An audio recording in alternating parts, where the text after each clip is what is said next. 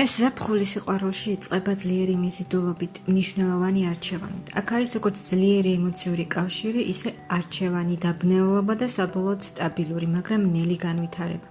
შეხვდებით ადამიანს, ვინც ძალიან ძლიერად მიგიზიდავთ, ან უკვე არსებული ურთიერთობა გადავა უფრო სერიოზულ ეტაპზე.